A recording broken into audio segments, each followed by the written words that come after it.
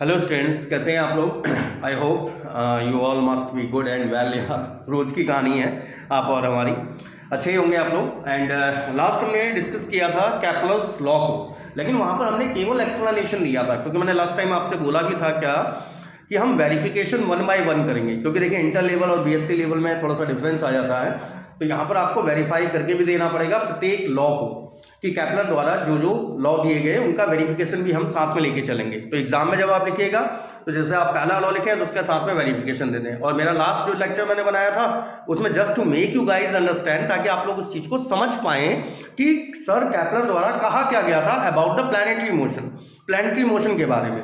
अच्छा देखिए, इसलिए मैंने यहाँ पर स्टार्टअप में क्या लिखा हुआ है, वेरिफिकेशन ऑफ कैप्लर्स लॉ या फिर law of orbit. Exactly Kepler's first law है, और ये हमें क्या स्टेट कर रहा था कि प्रत्येक प्लैनेट सन के अराउंड इलिप्टिकल ऑर्बिट में रिवॉल्व करता है।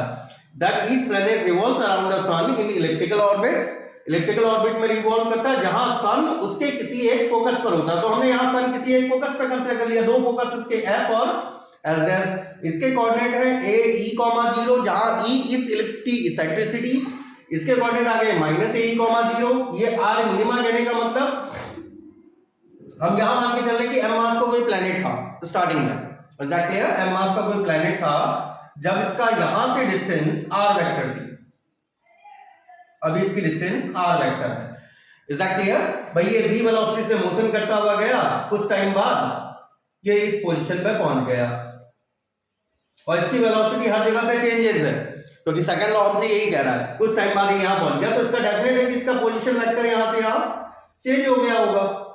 एग्जैक्टली भाई, आर से कुछ ना कुछ इंक्रीज कर गया होगा, आर प्लस डी आर या फिर R plus D R vector consider कर लेते हैं हम, R plus D R vector ये चेंज कर गया। अब ये प्लैनेट जब इसके अबाउट रिवॉल्व कर रहा है, तो ये आपको प्रूव करना पड़ेगा कि ये प्लैनेट इसके अबाउट इलिप्टिकल ऑर्बिट में रिवॉल्व कर रहा है, क्योंकि हमको यही कहा गया है कि जहां सन उसके किसी एक फोकस पर होता है। तो हमने फिगर तो बना लिया, हमने मान लिया है कि एम मास का हमारे पास कोई प्लैनेट है जो सन के अबाउट मोशन कर रहा है, एग्जैक्टली। और अभी कौन सी पोजीशन पर है, ये कौन सी पोजीशन थी, perihelion. That is the position of perihelion. इसलिए आर मिनिमा कहने का मतलब है सन से क्लोजेस्ट डिस्टेंस, और आर मैक्सिमा कहने का मतलब है सन से मैक्सिमम डिस्टेंस ए। और ये पोजीशंस क्या थी हमारे पास, अपेरियन,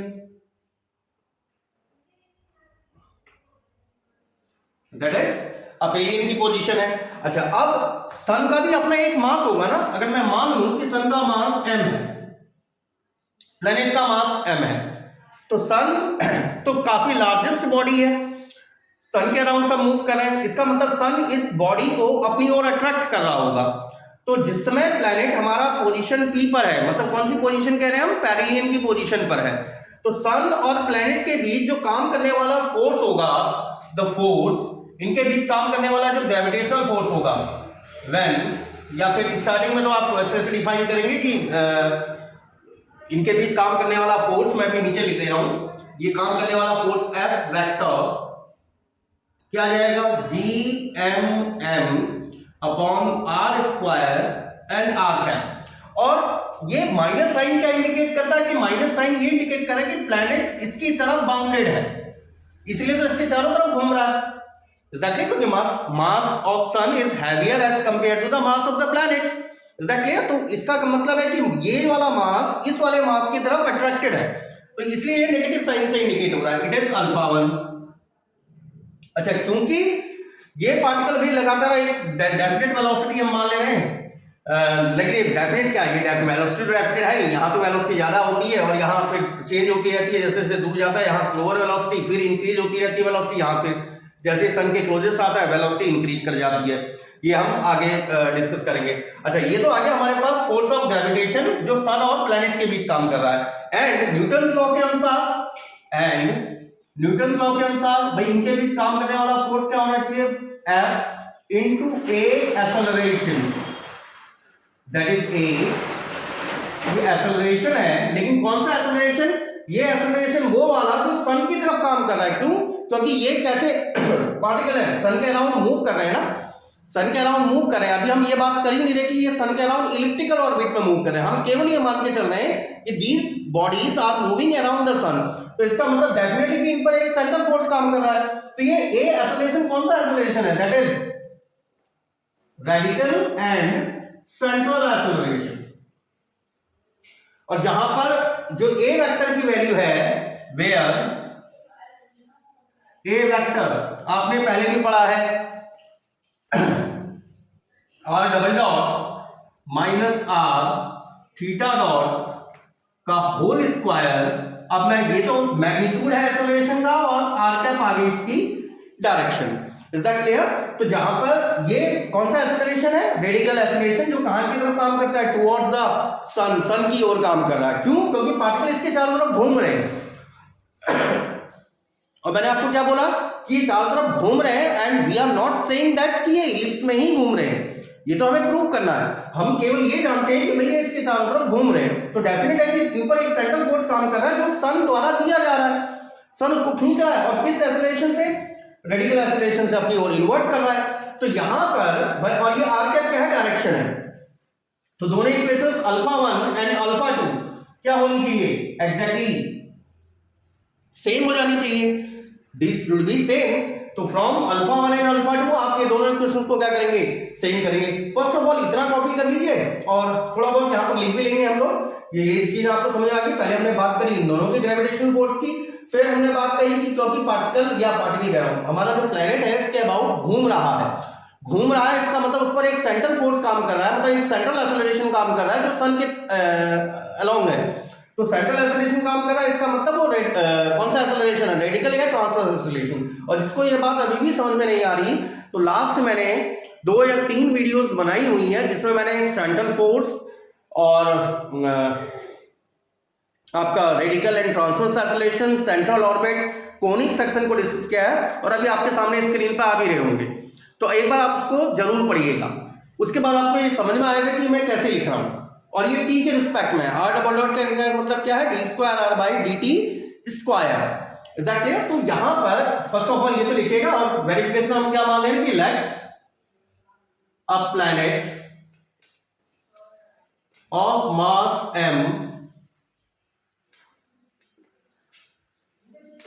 m is revolving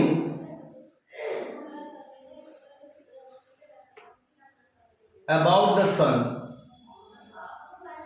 then the gravitational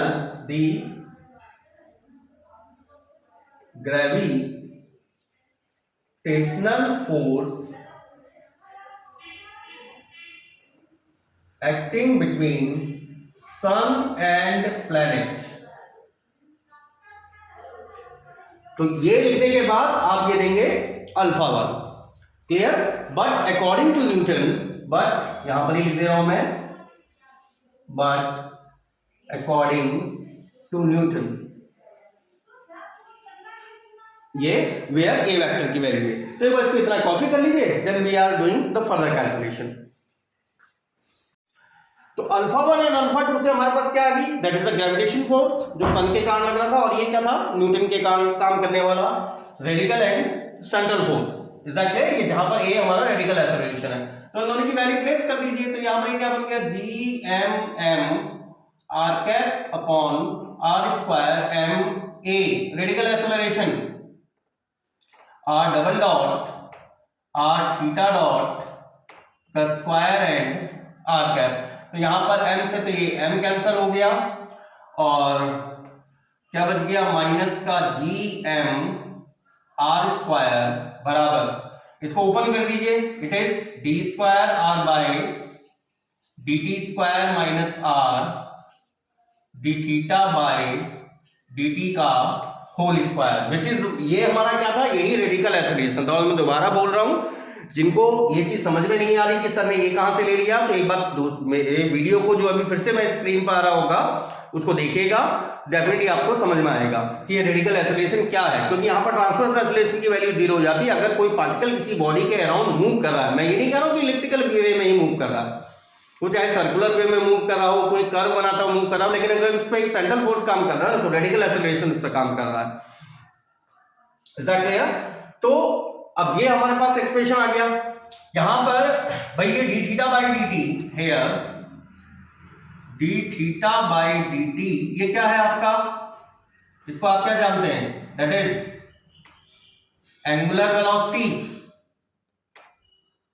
अरे angle upon time, that is angular velocity. तो इसको हम रिप्रेजेंट कर दे रहे हैं ओमेगा से। तो आपकी ये जो इक्वेशन है, ये इक्वेशन किस फॉर्म में कन्वर्ट हो जाएगी, this implies that minus ji M upon R square will become D square are by D T square minus R omega square. Is that clear? तो एक बार आर क्यूब से मैं दोनों साइड मल्टीप्लाई कर दे रहा हूं, multiplying bye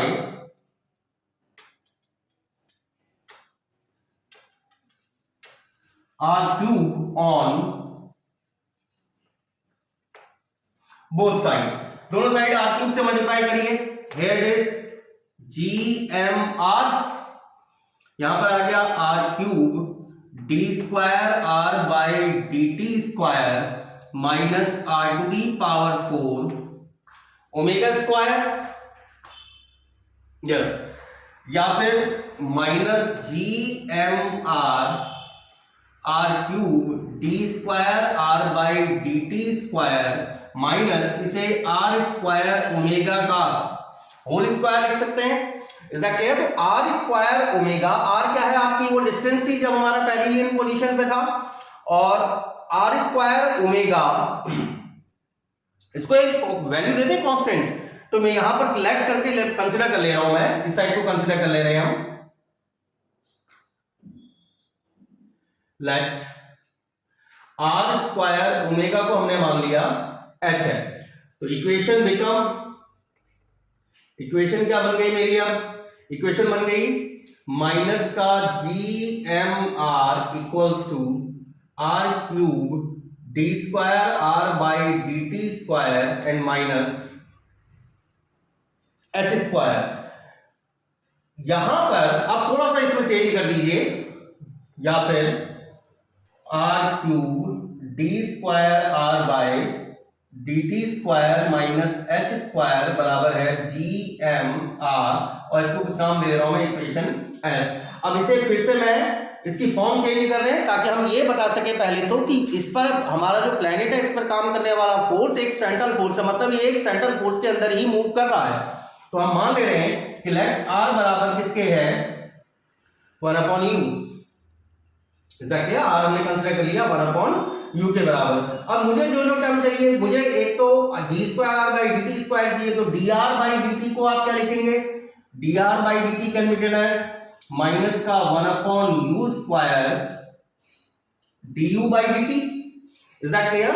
and it can be written as minus का 1/u square D you by D T, इसको D you by D theta by D T. Is that clear? या फिर यही वैल्यू और आपके यही वैल्यू क्या बन गई, it become d are by D t equals to minus का 1/u square D you by D theta by D t, that was the angular velocity omega, ये एंगुलर वेलोसिटी ओमेगा थी। तो ये वापस अगर हम इसे देखें थोड़ा सा, ये क्या है, मैं इसको मैं ऊपर ले जाऊं, यू स्क्वायर को ऊपर ले जाऊं, तो ये आर स्क्वायर ओमेगा ही तो है, D you by D theta, और आर स्क्वायर ओमेगा क्या था, आर स्क्वायर ओमेगा हमारे लिए क्या था, H, which was a constant H D you by D theta. मतलब D are by D theta D T की वैल्यू ये है, हमें क्या चाहिए, D square are by D T square चाहिए। तो एक बार पहले इसको कॉपी कर लीजिए, then we are going to find out d square are by D T square. चलिए, हमारी ऐसी क्वेश्चन ये थी, d are by D t हम निकाल चुके हैं। नेक्स्ट हमारा टारगेट है D square are by D T square निकालने का। तो डी स्क्वायर इसका डी बाई डी टी दोबारा कर दीजिए, d square are by D T square, s तो एक कांस्टेंट था, यहां पर फिर से आ गया D by D t of d you by, यहां डी थीटा के रिस्पेक्ट में यहां डी टी है, ऐसा तो होगा नहीं, तो इसको भी डी थीटा के रिस्पेक्ट में करिए, that is h d by D theta of d you by D theta by D t. तो ये D theta by D t आपके पास फिर से क्या है, that is angular velocity minus h omega, और ये बन गया d square u by d theta square. अच्छा, इस ओमेगा को चाहे तो आप चेंज कर सकते हैं, सिंस आपने क्या कंसीडर किया था, हमने कंसीडर किया था are square omega equals to h, मतलब ओमेगा को आप लिख सकते हैं एच अपॉन आर स्क्वायर या फिर एच यू स्क्वायर। तो आपके पास कंडीशन क्या बन गई, d square are by D T square को आप माइनस का एच ओमेगा को लिख सकते हैं h u square D square u by d theta square, and it can be written as h square you square D square u by d theta square. तो मेरे पास ये वैल्यू भी है, एच स्क्वायर है, जीएमआर है, putting the values, putting this value in s, putting this value in s. तो यहां एस में पुट अप करिए, r cube d square are by D T square को क्या लिखेंगे, माइनस का H square you square D square you by D theta square minus का H square बराबर माइनस का जी एम आर। अच्छा, आर ये 1/u क्यूब है, तो पूरी जैसी फॉर्म है उस फॉर्म में इसको चेंज कर दीजिए, तो इसको या फिर ये एक्सप्रेशन क्या बन गया, दैट इज माइनस का 1/u cube H square you square D square you by D theta square minus का H square that is minus का जी एम बाई यू।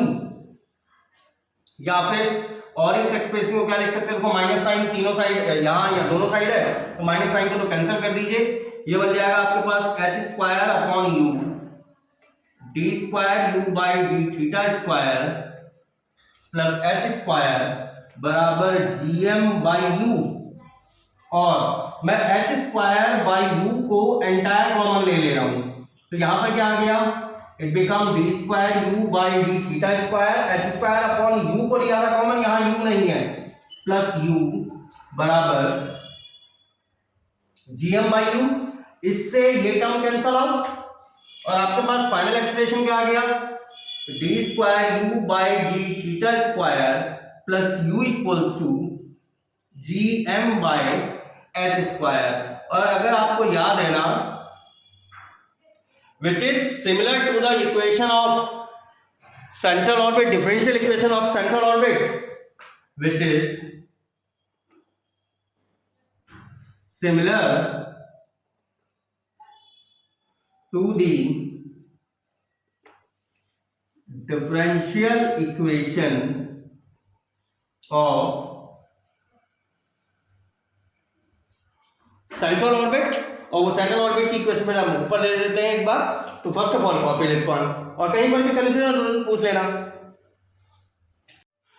जो हमारी सेंट्रल ऑर्बिट की इक्वेशन क्या थी, ये थी, और ये मैं पहले डेराइव कर चुका हूं, जिसको नहीं पता फिर से सामने स्क्रीन पर आ रहा होगा, एक बार वो पढ़ लीजिए, दोबारा आपके समझ में आ जाएगा कि सेंट्रल ऑर्बिट की इक्वेशन ये थी। तो अगर मैं इस इक्वेशन को जो हमने इक्वेशन प्राप्त करी इससे कंपेयर करें, सो comparing both the equations,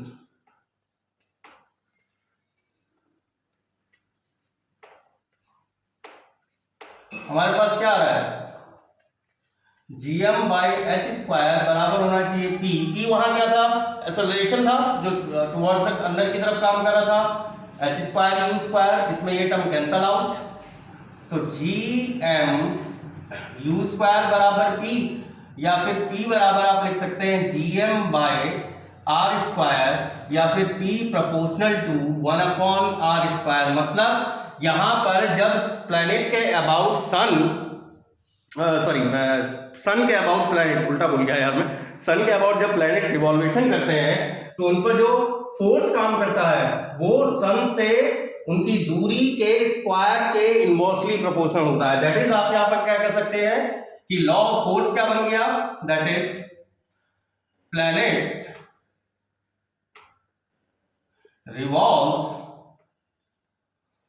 around the sun under law of force P proportional to 1/r square, मतलब उनकी डिस्टेंस के स्क्वायर के इनवर्सली प्रोपोर्शनल होता है। एक चीज तो हमें ये मिली। अच्छा, सिंस वही लास्ट इक्वेशन फिर से लिख रहे हैं, since as we have obtained हमने क्या प्राप्त किया था उसके लिए, प्लेनेट के लिए D square you by D theta square plus you बराबर यहां पर था gm/h स्क्वायर। ये देखो g भी एक कांस्टेंट है, m सन का मास एक कांस्टेंट है, h भी एक कांस्टेंट है। इस टर्म को आप ऐसा लिख सकते हैं, this implies that d square u by D theta square plus u minus gm/h square equals to 0, या फिर और इसी इक्वेशन को d square by D theta square u minus gm/h square u minus gm/h square बराबर 0। अब आप सोचेंगे sir ने यार यहां पर तो u था, यहां पर u माइनस gm/h स्क्वायर कैसे आ गया? देखो gm/h स्क्वायर ये क्या है? ये कांस्टेंट है, तो इसका अगर आप एक बार भी d बाई डी थीटा कर देंगे ना कांस्टेंट टर्म का, तो यही वैल्यू क्या आ जाएगी? 0 आ जाएगी। तो u को अगर मैं u माइनस gm/h स्क्वायर भी लिखूं तो उससे कोई फर्क नहीं पड़ने वाला। तो ये आपकी इक्वेशन क्या बन गई आपके पास यहां पर? भाई ये मेरे पास एक इक्वेशन किस फॉर्म में आ गई है, और it can be written as, इसको आप कैसे लिख सकते हैं? D square by D theta square m plus m equals to 0, where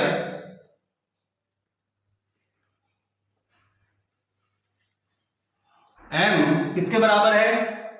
u minus gm/h square. और एक सिंपल सी डिफरेंशियल इक्वेशन है सेकेंड ऑर्डर की, जिसका सोल्यूशन आप आसानी से निकाल सकते हैं, चाहे आप a sin cos थीटा करके निकाल दो, चाहे a sin थीटा करके निकाल दो, मतलब जो m का ऐसा मान जो इस इक्वेशन को सेटिस्फाई कर सके।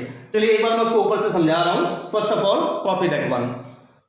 जो मैं आपसे कह रहा था कि भाई m का ऐसा मान जो इस इक्वेशन को सेटिस्फाई कर सके, मैंने आपको क्या बोला कि वो a cos थीटा या a sin थीटा के टर्म में कुछ भी टर्म आपका लिया जा सकता है। यहां पर मैं एक रफ वर्क यूज कर रहा हूं ताकि आप समझ सकें। अगर मैं मान लूं कि लेट m बराबर a cos थीटा है, चेक करिए क्या ये इक्वेशन सेटिस्फाई हो रही है। एक बार dm बाई डी थीटा निकालिए, a तो एक कांस्टेंट है, ये क्या जाएगा माइनस का a sin theta, d square m by D theta square निकालिए माइनस का a cos थीटा। इस वैल्यू को वहां पुट अप करिए तो भाई d square m by D theta square plus m, अगर मैं इसको सॉल्व करूं दैट इज माइनस का a cos theta plus m की वैल्यू हमने खुद ही cos थीटा कंसीडर करी थी दैट इज 0। मतलब m का ये मान इस इक्वेशन को क्या कर रहा है? सेटिस्फाई कर रहा है, तो m ये इसका सॉल्यूशन हो सकता है। Is that clear? Here m equals to a cos theta can be considered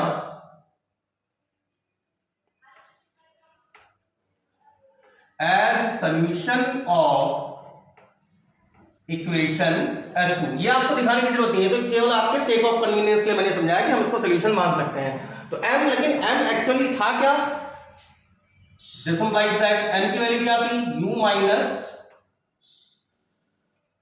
gm/h square equals to a cos theta.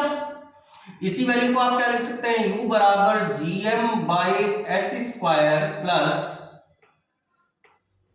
a cos theta. इस पूरी इक्वेशन में मैं gm/h स्क्वायर को कॉमन ले लिया मैंने, 1 plus h square by gm a cos theta ऐसा लिखा जा सकता है u। और लेकिन u का मतलब क्या था? 1/r। ये इक्वेशन को पहले तो ऐसे पहुंचाओ, u h square by gm equals to 1 plus h square gm a cos theta. u का मतलब था 1/r, तो इस इक्वेशन को क्या लिख सकते हैं आप? h square by gm upon में r बराबर 1 plus a h square by gm and cos theta. और ये इक्वेशन देखो किसके समान है? Which is similar to which is similar to equation of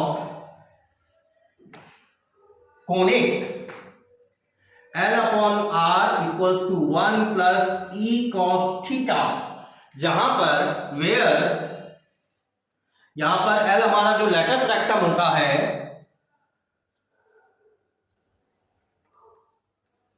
ये यहां कौन रिप्रेजेंट कर रहा है? It is represented by h square by gm, ये h स्क्वायर बाय gm का रिप्रेजेंट हो रहा है, and eccentricity E, that is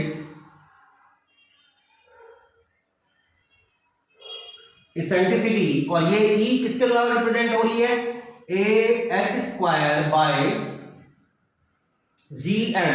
तो यहां पर ये इक्वेशन में मुझे यही इंडिकेट कर रही है कि हमारा जो प्लैनेट है वो किस में मूव कर रहा है? Under the central force move कर रहा है, क्योंकि हमको किसकी इक्वेशन दे रहा है? कोनिक की इक्वेशन दे रहा है। Is that clear? इक्वेशन, इसको कुछ नाम दे दीजिए, S3 नाम दे रहे हैं हम। Equation S3 again represents that planet revolves, planet revolves, यहां लिख दे रहा हूं मैं, आप लोग तो कॉपी कर ही लेंगे। planet revolves around the sun under central forces, ये सेंट्रल फोर्सेस में मूव कर रहे हैं। अब अगर ये सेंट्रल फोर्सेस में मूव करें, कोनिक सेक्शन है, ये इक्वेशन कोनिक की है, तो कोनिक तो मेरे पास कई सारे, पैराबोला भी हो सकता है, इलिप्स भी हो सकता है, हाइपरबोला भी हो सकता है, लेकिन अगर ये इलिप्स है तो ई की वैल्यू अभी रेस्ट ऑफ आपको क्या प्रूव करनी पड़ेगी? Now we shall have to prove that यहां पर जो इसेंट्रिसिटी, ये जो ई है ना, इसकी वैल्यू 1 से कम है। मतलब अगर मुझे ये प्रूव करना है, now in order to prove that the orbit in which the planets are revolving around the sun, we shall have to prove that the eccentricity of that conic must be less than 1। मतलब मुझे ये prove करने के लिए कि planet sun के around elliptical orbit में revolve कर रहा है, क्योंकि हमें कोनिक की तो इक्वेशन मिल गई है, क्लियर। लेकिन ये कोनिक, पैराबोला, हाइपरबोला, इलिप्स कुछ भी हो सकता है। तो अगर ये इलिप्स ही है तो ई की वैल्यू मुझे रेस्ट ऑफ क्या प्रूव करनी पड़ेगी? ई लेस देन 1 प्रूव करना पड़ेगा। Then our target is, second target is that to prove E is less than 1। तो first of all copy that one, और ये कहां लिखना है? ये नीचे से फिर ऊपर को लिखा हुआ है, एक बार इसे कॉपी कर लीजिए, ठीक है। तो हम यहां तक बात कर चुके थे, और मैंने आपसे क्या कहा था कि भाई हमारा ये जो है कोनिक सेक्शन की इक्वेशन तो आ गई, और ये पैराबोला, इलिप्स या कुछ भी हो सकता है। तो यहां पर हमें क्या दिखाना पड़ेगा कि इसकी इसेंट्रिसिटी 1 से कम है, तभी आप ये वेरीफाई कर पाएंगे कि ये जिस ऑर्बिट में प्लैनेट हमारा सन के अराउंड रिवॉल्वेशन कर रहा है वो एक इलिप्टिकल ऑर्बिट है। देखिए पहली चीज तो यहीं से कंफर्म हो जाती है कि E हमारे पास क्या है? h स्क्वायर, ए तो एक कांस्टेंट था, gm, जहां पर m था मास ऑफ द सन, सन का मास बहुत बड़ा है, h एक स्मॉलेस्ट कांस्टेंट था, क्योंकि आपने S R square, R omega square, omega क्या थी? Angular velocity. ओमेगा क्या थी हमारे पास? D theta by D T, it is angular velocity. तो मास के कंपैरिजन में ये वेलोसिटी तो काफी छोटी होगी, मतलब ये वेलोसिटी, ये h की वैल्यू तो काफी छोटा होगा। Is that clear? क्योंकि जब हम ट्रांसवर्स वेलोसिटी की बात करें तो 1/r d by D t of r square, तो आर स्क्वायर ओमेगा, इसको आपने h कंसिडर किया था, तो ये भाई h तो काफी छोटा होगा। आरी बात clear? As compare to the mass, तो डेफिनेटली इसकी वैल्यू लेस देन 1 तो आएगी, लेकिन ये क्या आ गया? थ्योरेटिकली वेरीफाई हो गया। अगर हम इसको मैथमेटिकली प्रूव करना चाहें तो मैथमेटिकली भी इस चीज को प्रूव किया जा सकता है। किस तरह से? देखिए, क्योंकि प्लैनेट हमारा सेंट्रल ऑर्बिट में रिवॉल्वेशन कर रहा है, ये तो हमें पता चल गया कि भाई इस पर एक सेंट्रल फोर्स काम कर रहा है, जो सन के टुवर्ड्स है, वो सेंट्रल फोर्स के अंतर्गत ये मोशन कर रहा है, इतना तो कंफर्म्ड है। लेकिन ये इलिप्स ही है, इस बात को कंफर्म करने के लिए, मैथमेटिकली प्रूव करने के लिए हमें ये दिखाना पड़ेगा कि ई की वैल्यू क्या है? 1 से छोटी है। अच्छा, अब क्योंकि प्लैनेट सन के अबाउट बाउंड ऑर्बिट में रिवॉल्वेशन कर रहा है, तो इस प्लैनेट की जो एनर्जी होनी चाहिए वो मस्ट भी कैसी होनी चाहिए, नेगेटिव। जैसे मैंने आपको इसीलिए जब एक टॉपिक करवाया था energy of a satellite revolving around earth, तो ऐसी जैसे अर्थ के अराउंड वो सैटेलाइट रिवॉल्व कर रही है ना, वैसे सन के अराउंड ये प्लैनेट रिवॉल्व कर रहा है, तो वो अर्थ के अट्रैक्शन में है सैटेलाइट, इसलिए तो उसके चारों ओर रिवॉल्व कर रही है। ऐसे सन के अट्रैक्शन में कौन है, प्लैनेट, इसीलिए वो उसके चारों ओर रिवॉल्व कर रहे हैं। तो आप इस टॉपिक को भी आपके सामने स्क्रीन पर आ रहा होगा सैटेलाइट करके, उसको भी आप एक बार रीड करेंगे, वहां भी हमारी पोटेंशियल उसकी जो टोटल एनर्जी है वो नेगेटिव वैल्यू आई थी। तो क्योंकि प्लैनेट इसके अबाउट बाउंड ऑर्बिट्स में रिवॉल्वेशन कर रहे हैं, तो इनकी जो एनर्जी होनी चाहिए मस्ट भी कैसी होनी चाहिए, नेगेटिव होनी चाहिए। तो पहली चीज तो ये लिख लीजिए कि since planets are revolving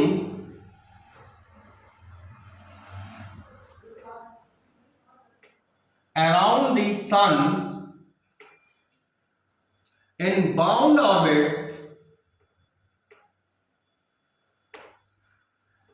so the energy, total energy, हम टोटल की बात कर रहे हैं, the energy of planet must be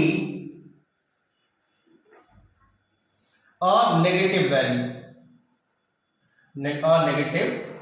एक नेगेटिव वैल्यू होनी चाहिए। अच्छा, अगर हम इसकी एनर्जी को कैलकुलेट करना चाहें, प्लैनेट की एनर्जी को किसी भी एक पॉइंट पर कैलकुलेट करना चाहें, सेंस भाई एनर्जी को आप किस तरह से देंगे, एनर्जी क्या होती है, kinetic energy plus potential energy. Kinetic energy का एक्सप्रेशन आपने पढ़ा है half of m v square. अगर हम मान के चले कि v वेलोसिटी से मोशन कर रहा है, किसी पॉइंट पर उसकी वेलोसिटी v है, और पोटेंशियल एनर्जी, इसकी ग्रेविटेशनल पोटेंशियल एनर्जी कितनी होगी, gm बाय r।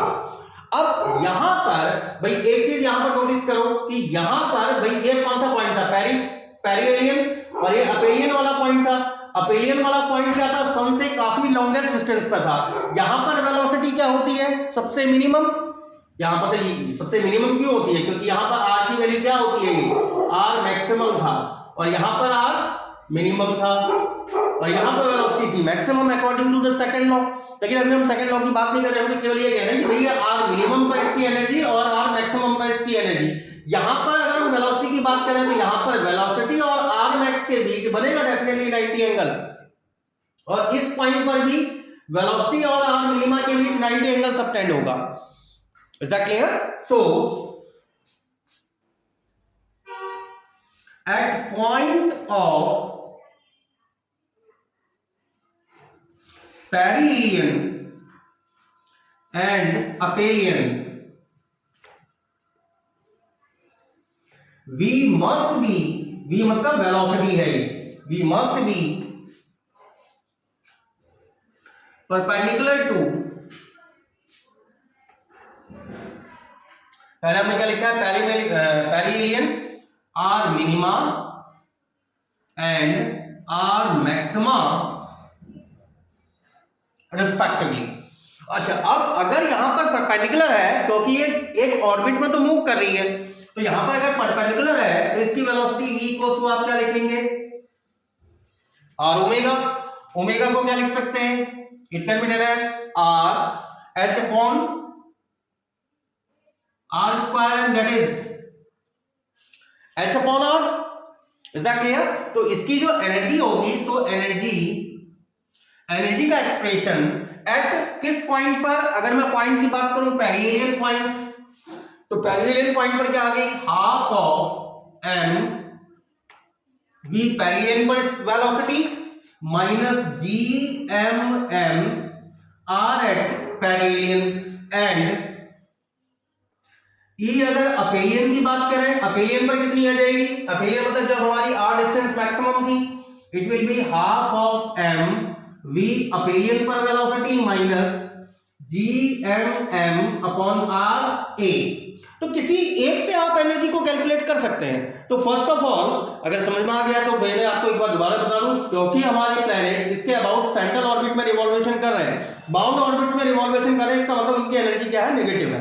अब एनर्जी हमें पता है किस तरह से दी जाती है, that is kinetic energy plus potential energy.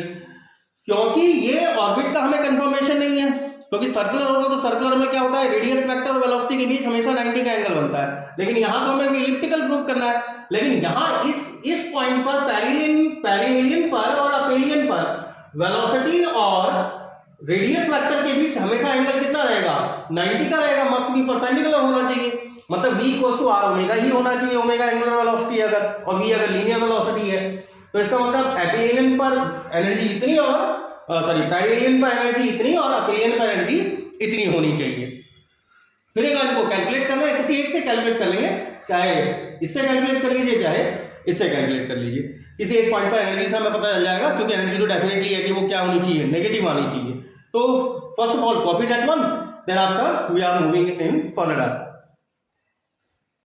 चलिए देखिए, हम किसी एक पॉइंट पर निकाल लेंगे, हम पेरिहेलियन पर निकाल लो चाहे एपेलियन पर निकाल लो। अच्छा, पेरिहेलियन पर वेलोसिटी आप कैसे लिखेंगे, एज एट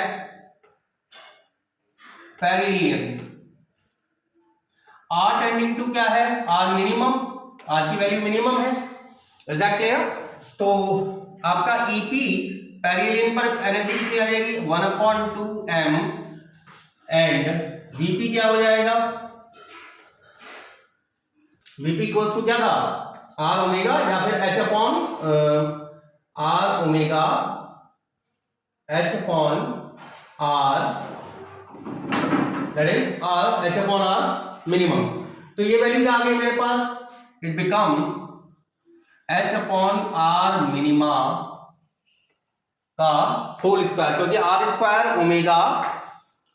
ओमेगा बराबर था हमारे पास एच, तो हाँ एच अपॉन आर, ठीक है, minus G M M upon r p के स्थान पर आ गया आर मिनिमा, सिंस इसकी कर्व की इक्वेशन अभी आपने फाइंड आउट करी थी, l upon r equals to 1 plus e cos theta, अभी फाइंड आउट करा है। ये कौन सी लाइन है, ये theta equals to 0 line, theta equals to 90 वाली लाइन, ये वाली लाइन आ गई theta equals to pi line.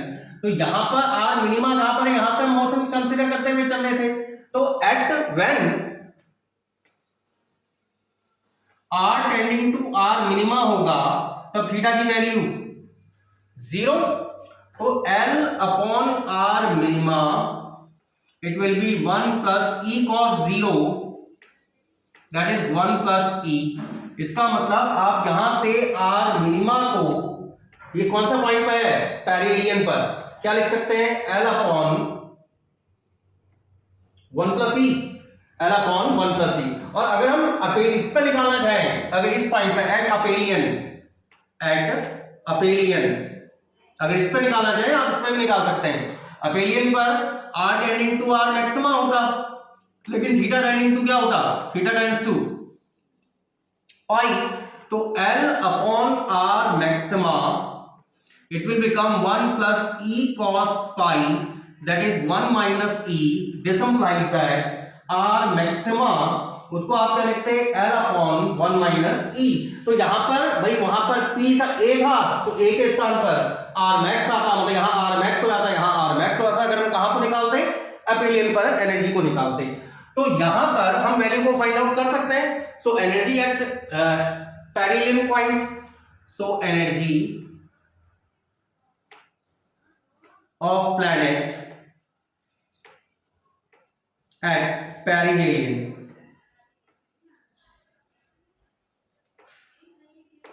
Point क्या आ गई, AP equals two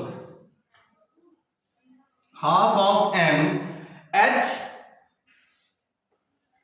upon r minima L 1 plus e का whole square minus GMM upon r minimum again L 1 plus e. अब एक बार यहां पर L की वैल्यू जो हमने क्या ली थी, हमारे पास जब हमारा ऑर्बिट पे मोशन कर रहा था तो हमारे L की वैल्यू क्या थी, h²/gm। एक बार L की वैल्यू यहां रिप्लेस कर रहे हैं और इस पॉइंट पर इसकी एनर्जी निकाल दे रहे हैं, इसका क्लियर। तो और एनर्जी क्या आनी चाहिए, नेगेटिव होनी चाहिए, क्लियर, तभी हमारा कंसीडरेशन कर लिया जाएगा। क्यों, क्योंकि प्लैनेट मेरा किस में मोशन कर रहा है, एक बाउंड ऑर्बिट में मोशन कर रहा है। तो फर्स्ट ऑफ ऑल एक बार इतना कैलकुलेट कर लीजिए, then after we are moving further. चलिए पैरेलल पे हमारी एनर्जी आ गई थी, और जो मैं आपसे कह रहा था कि एच लेटस रेक्टम, हमने जो जब ऑर्बिट को कंसीडर किया था तो हमारी वैल्यू क्या आई थी, h²/gm। तो ईपी कितनी हो जाएगी, ईपी कहने का मतलब है एनर्जी एट पैरेलल पॉइंट और प्लैनेट की energy, it will be 1/2m h 1 plus e, इस वैल्यू को रख दीजिए h² gm whole square gmm 1 plus e, और L के स्थान पर h² इंटू जीएम। तो इसमें इस h से तो ये स्क्वायरिंग कैंसल आउट, ये वैल्यू बन गई 1/2m g² m² और अपॉन में h² 1 प्लस ई का होल स्क्वायर, देखिए 1 प्लस ई का whole square g² m² upon एक h बचेगा उसका भी स्क्वायर है, वो आउट कर दिया।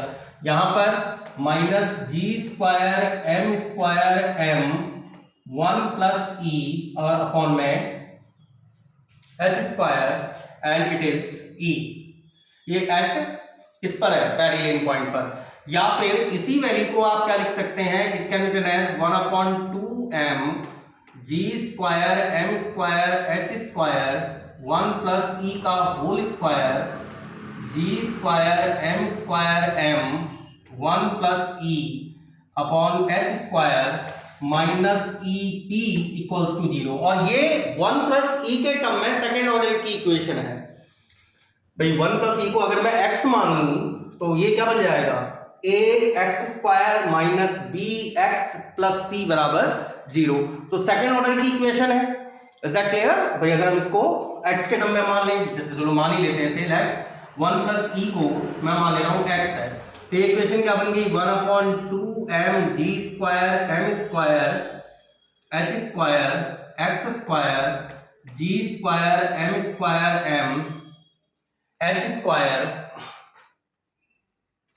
और 1 प्लस ई 1 प्लस ई को हमने क्या ले लिया है x, 1 plus e is taken as x minus e p equals to 0। और ये क्या आ रही है आपके पास, which is second order equation of x, which is second order equation of x। So x सीरीज हजाराचार्य फॉर्मूला याद होगा, माइनस बी, तो माइनस बी माइनस माइनस तो प्लस हो जाएगा g² m² m by h² plus minus under root b², इस function का होल स्क्वायर करना है। तो ये क्या बन गया g⁴ m⁴ m² upon h⁴ minus 4ac, a की वैल्यू है 1/2m g² m² upon h², 4ac, c है माइनस का ep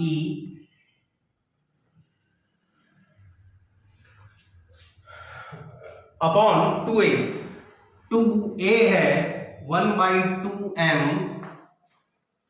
g² m² और अपॉन में h²। अब हमें केवल इस इक्वेशन को सॉल्व करना है यहां, और ये x क्या है, that x is equals to 1 plus e, यही तो मेरा 1 प्लस ई था, इज दैट क्लियर। तो ये 1 प्लस ई के इक्वल है, और यहां पर देखो ये 2 टर्म से ये 2 टर्म कैंसिल आउट हो जाएगा, ये टर्म पूरा देखो इसके सिमिलर है, तो यहां 1 बन जाएगा। चलिए एक बार इसका कैलकुलेट कर दीजिए, then we are writing it from the top.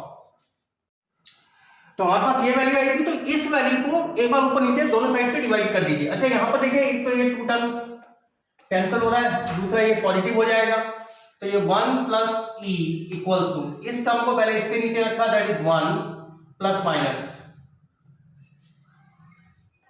इस टर्म को दोनों के नीचे रखेगा g⁴ m⁴ m² upon h⁴, इस टर्म को जब अंदर ले जाएंगे it will become m² g⁴ m⁴ h⁴ plus यहां पर बचा है m g square m square H square e p, और इस टर्म को अंदर ले जाएंगे तो एम स्क्वायर जी की पावर 4 एम की पावर 4 और अपॉन में एच की पावर 4। तो यहां तो देखो ये पूरा टर्म ही कैंसिल हो जा रहा है, ये तो पूरा का पूरा टर्म कैंसिल हो जा रहा है, और 1 से 1 भी कैंसिल हो जा रहा है, इस 1 से ये 1 कैंसिल हो जा रहा है, इक्वल्स टू आ जा रहा है प्लस माइनस। तो देखिए यहां पर 1 से 1 तो डायरेक्टली कैंसिल हो जाएगा। अच्छा यहां पर भाई h की पावर 4, देखिए ये तो पूरा टर्म कैंसिल हो रहा है यहां। अच्छा ये तो पॉजिटिव बन गया, लेकिन यहां पर ये 2 आपका 2 time cancel out, that is 2। तो इस m से ये स्क्वायर ही कैंसिल आउट, और जो जो चीजें बच रही हैं आपके पास, तो e इक्वल्स टू बच जाएगा अंडर रूट 1 प्लस माइनस 1 प्लस 2 जी स्क्वायर एम स्क्वायर, नीचे जी की पावर 4 एम की पावर 4 है, तो ऊपर तो बच रहा है एक तो ई पी, और आ जा रहा है एच स्क्वायर, और अपॉन में एम, एक एम और जी स्क्वायर एंड एम स्क्वायर। ये बात चेक कर लीजिए, जी स्क्वायर एम स्क्वायर, जी की पावर 4 एम की पावर 4 ई पी और एच स्क्वायर, ठीक है। या फिर इसी वैल्यू को आप क्या लिख सकते हैं, और it can be written as e square equals to 1 प्लस 2 e p h square upon m g square and m square. या फिर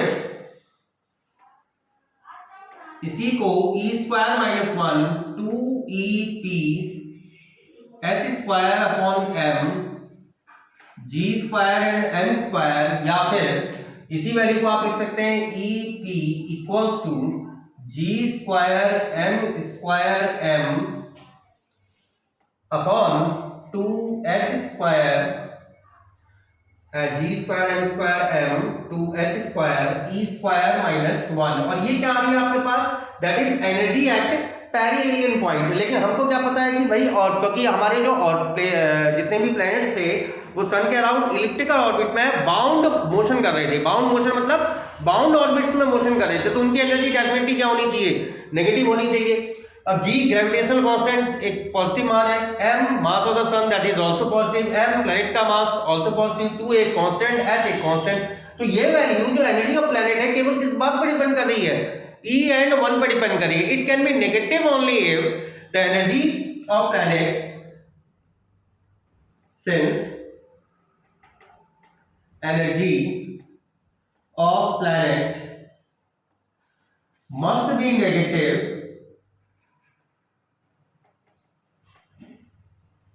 and it can be done only if, किस पर डिपेंड कर जा रही थी, ई स्क्वायर माइनस 1 कब हो सकती है, नेगेटिव कब हो सकती है, जबकि 1 बड़ा हो, 1 किससे बड़ा हो, ई स्क्वायर से बड़ा हो, मतलब 1 should be greater than e square, या फिर आप कह सकते हैं e square should be less than 1, या फिर e is less than 1, which is condition of ellipse। यही हमारे इलिप्स की कंडीशन है। That means that is the planets are revolving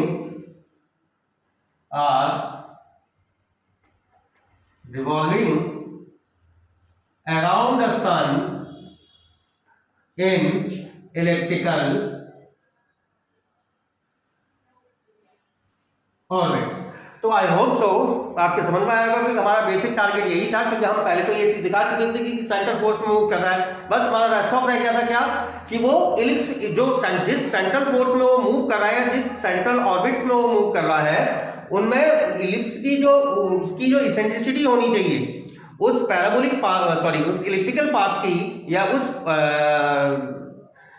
bound path की जो इसेंट्रिसिटी होनी चाहिए, वो क्या होनी चाहिए, 1 से छोटी होनी चाहिए, ताकि आप ये वेरीफाई कर सकें कि हाँ भाई वो इलिप्टिकल ऑर्बिट में ही रिवॉल्व कर रहा है। एंड यहाँ पर हमारा ये टॉपिक क्लोज हो जाता है। एंड आई होप सो आपके ये टॉपिक सही से समझ में आया होगा। एंड भाई पढ़िए, मजे करिए लाइफ में, और लाइक शेयर एंड सब्सक्राइब करिए अगर आपको अच्छा लगा हो, और जम के एंजॉय करिए। Till then good bye dears.